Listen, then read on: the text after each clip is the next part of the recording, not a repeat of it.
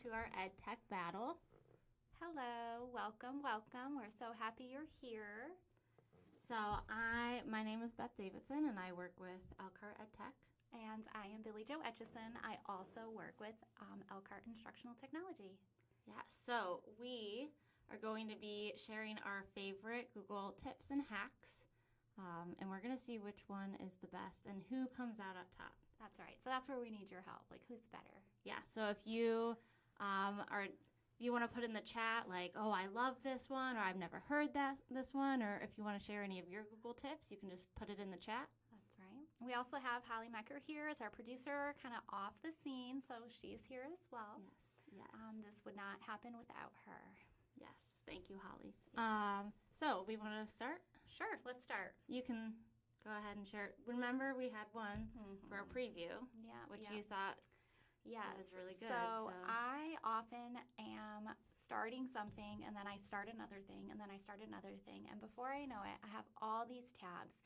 And one tab is for this, and another tab is for that. And I have math going on, and then I have some other things, and then I have a math. And then, so you can group your tabs together by right-clicking and choosing Group, Create a Group, and you can name it and color-code it, and then tap it, and they all get collected and smashed onto that one tab.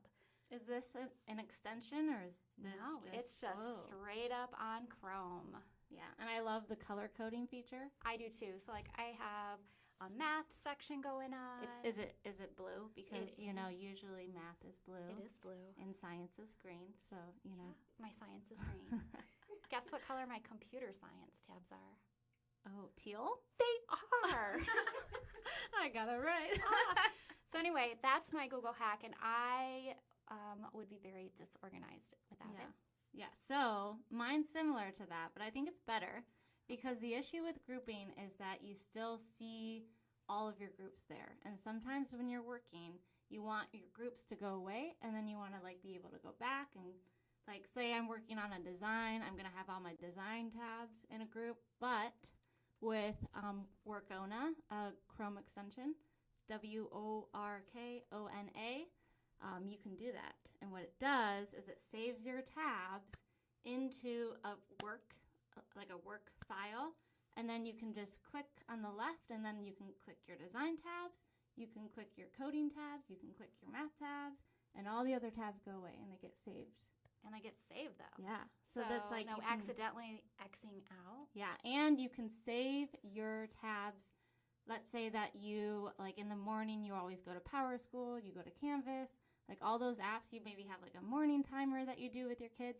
You can save them before, and you can continually go to that work tab. So it's already preset for you. Can you color code? You can color code. Yes, you can also color code. We love color coding. Okay, so I don't know what you guys think. Which one's better? Maybe yours is better. Well, the only thing that makes yours might be a little better is because it's not an extension. It's not an extension. It is very easy. It's simple right click. Yes. So for those people who have 20 tabs open, you have a lot of tabs open when it starts to hide the wording and it's just little pictures. Mm-hmm. You should use one of our Google hacks. That's right. Or you get to the point where your tab's not this wide. It's now this wide. Yep. That's when you want to group them together. Okay. So my second one is, look, I have my iPad here for my notes. I do want to mention one from a principal, Kelly Carmichael. She's a principal over at Cleveland. Yeah. She mentioned that in Google Sheets, you can do conditional formatting, and that is just a way to, you can have numbers that are within something or an average. It kind of color codes things for you automatically, but they have their preset conditional formatting colors, which are very basic. Did you know that you can use the paint bucket in the conditional formatting settings and have your customized colors? So it's not the preset ones. Nice. Yeah. So instead of just the ugly green and the ugly red, you can make it a pretty green and a pretty red. Oh, that would be a nice little quick tip video. Yes, that would be. Mm-hmm. So my other one, that wasn't mine. That was our principal's. So Shout out the other one, yes, is that you can use Google Translate extension. And if you get the Google Translate extension, do you know about this? No, tell the me Chrome more. extension.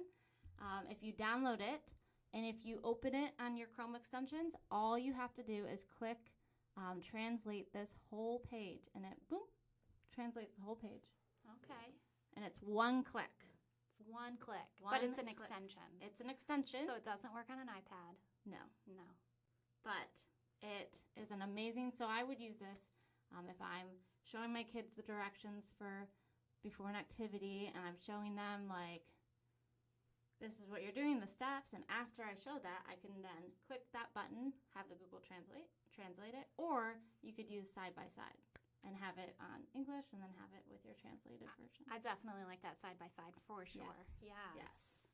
All right. Well, I don't have anything to top that other than.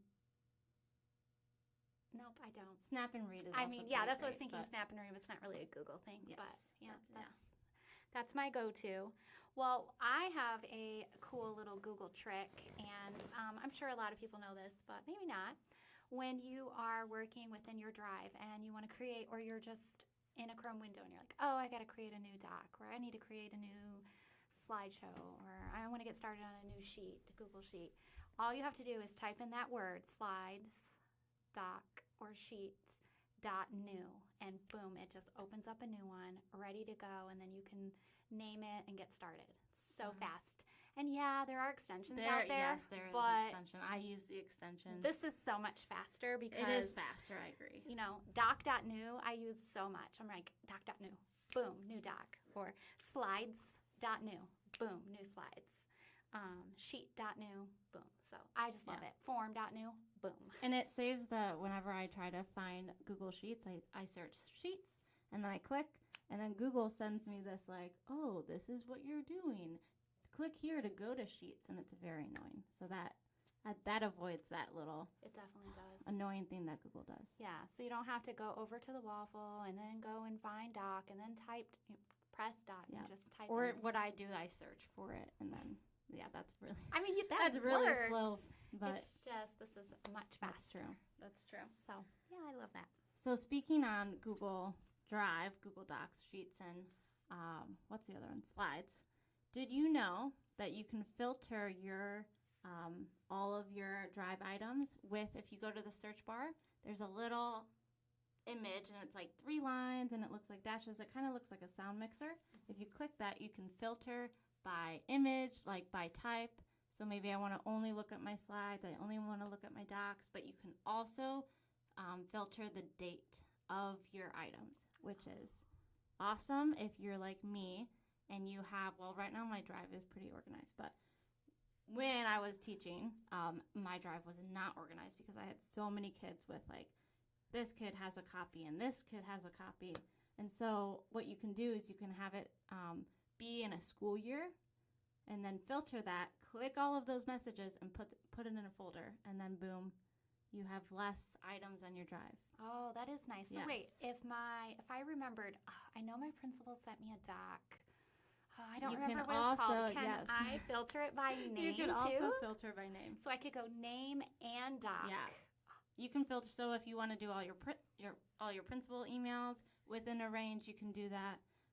And you can do that in Drive and Gmail. So if you have a lot of emails, which I know a lot of people do, there are some people out there that have like 17,000 emails. Is it the same thing, like the 3 lines? The 3 lines, the slashes? Yep. Filter within the date, and then you can archive those images in those emails in a folder, saved as that like school date. Yeah. So if you're here tuning in live, throw a little something in the chat so we can say hey, and a little shout out to you. Thank you for being here. Yes.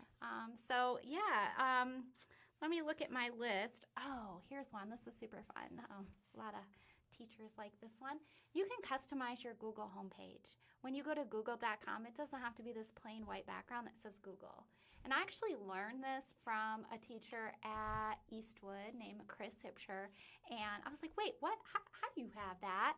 And it's so easy. Down in the lower right-hand corner, and I know you know this, Beth.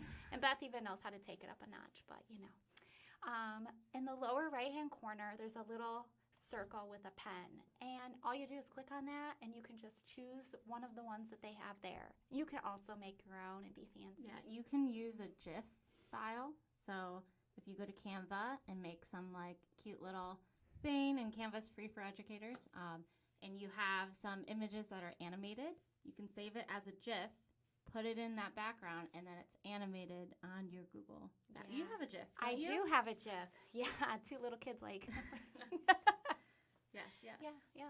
Because That's a GIF awesome. is kind of like An image. file. Just basically. a bunch of images together. It's like back in the Moving day. image. It's like back in the day. It's really not that back in the day. You would have like those Post-it notes, and then you would draw the little stick figures on the Yeah. bottom. You go, a flip book. That's what it's called. Yeah. So that's Flip what a book. GIF is like. Yes, it's like a flip book. Yeah. So, okay, my next one. Let's see. Okay. Brian Bennett says there's an extension called Momentum that grabs a nice picture, Oh, but also imports your calendar events and tasks into a new That's tab nice. dashboard view. Wow. yeah.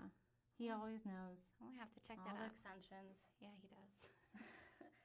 So my other one, we kind of talked about it, color coding. You can color code your tabs. You can color code your emails. Did you know that? Tell me more. I think you know this, but you just don't do it. You can color code your emails by adding labels to your emails. And if you go to your label, there's 3 dots. There's always, the magic 3 dots. If you click that, you can add a color to your label. Oh. And then when you label it, it kind of gives a little color code. Pop of for it, color, a that's little right. Pop So- of color. Tip: do not label gray. That doesn't work. No. So yeah. Do you just have all of them? I have Did you just different go in and colors. do each gray color and then? Well, no. When you create a new one, it defaults to gray. Yes, it and does then you default. realize how blah it is Yes. when you have colors. Yep. Blue's my favorite. But you cannot have custom colors there, No, you can't. unfortunately. Or it would all be pink for me, just pink shades, because I love pink. Yeah. Yeah. So, but you can also color code your folders in your Google Drive. And Oh yeah, so that's my favorite. Here's a real big tip about that. Use the color red when a folder so should not ever be deleted or changed. yes, or Red means you could do green. Like if you have a lot of IEPs that you're working on, you could do green if you're good to go. Like if the IEP is ready, and you can use red if it's not ready. yeah, I don't know. I would just say red is just That's true. don't change it. But here's another thing. You could do red and you could do green and yellow. You could. Yeah, yellow's like not caution, ready. not ready. It needs my attention. Yes. And if I color my folder math blue and I share that folder with my team, it's not blue for them. So just so you know, it's Yes. for your own. Yes, it's so nice. Yeah. So, there's someone. Oh, Dodie, our math coach, has 9,673 emails. She needs to do that That's a search lot. and folder feature. Yeah. Well, we're planning on doing a video with her of how we can organize her email because, that's a lot of emails in your inbox. Yeah, that's So. a lot. I thought I had a lot. I have like 100. Oh, that's not a lot. I bet Holly has a lot more. I think Holly's up at the Producer Holly's shaking her head. How many, yes. Holly? How many do you have? Probably like 15,000. 15,000. 15,000. You know, I did have that once upon a time. Yeah. I think it was during COVID times. But if you use the filter, you can bulk archive, and archive is different than trashing. That's true. You So. can still search it. Yes, So- archiving you can still search. So archive all your emails, people. Yeah. And that's the little box with the. Yes, that should be a tip because people don't know that. People just don't do anything with their emails. They just Yeah. leave it in their inbox. Just don't touch the trash. Yes. I think that's. Oh, I have one more. Oh. You I have one more too. okay? Yeah. You can go ahead. Okay, so my one thing is I love forced copy. So if you want to send a copy of a slideshow or a doc to someone else, but you don't really want them changing yours, and you just want to make sure 100% that they're just going to make a copy of it. That's it. All you do is make sure link sharing is turned on first so that anyone with a link can view it. You should always just first thing that you do. That should be a Chrome extension. I bet there is one. Go ahead. Yeah. To Ask Remind Brian. yourself. Maybe Brian Yeah. knows.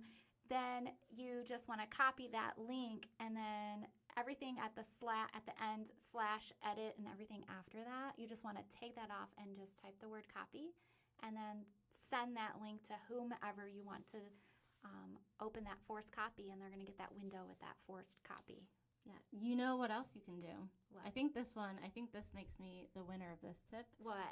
But you can do preview. Oh.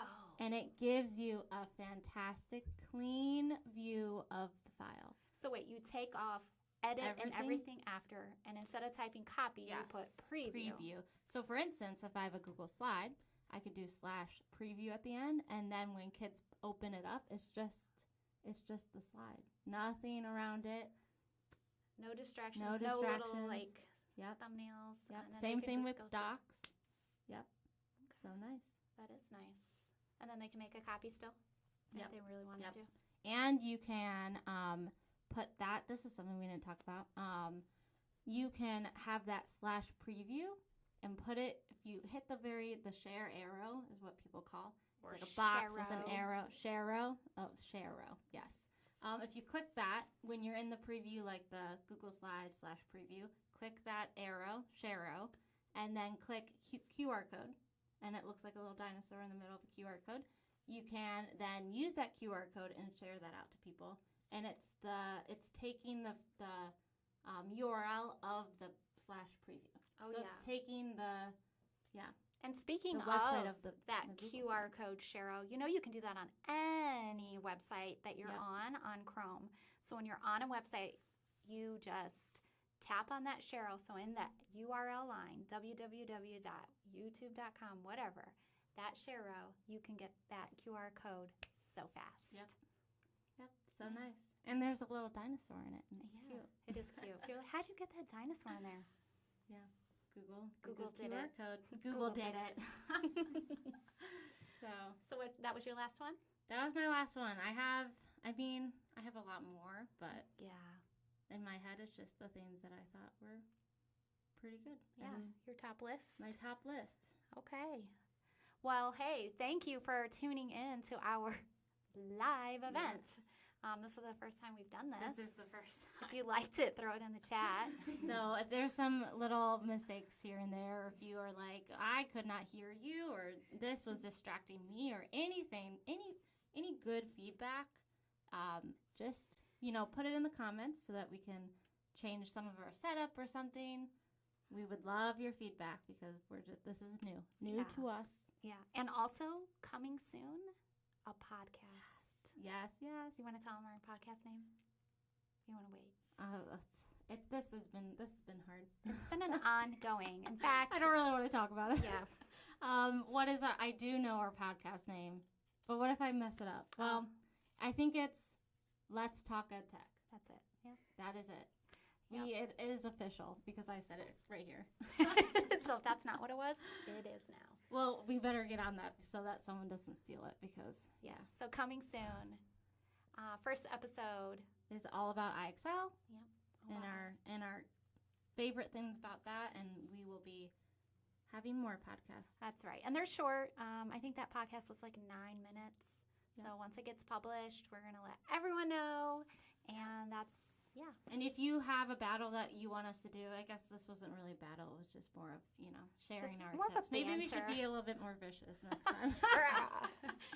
But yeah, we would love your feedback. What are some topics that you'd like us Yep. to kind of battle out? Yep, and thank you for joining us, and we will see you soon. That's or right. hear from you soon. Let's hope.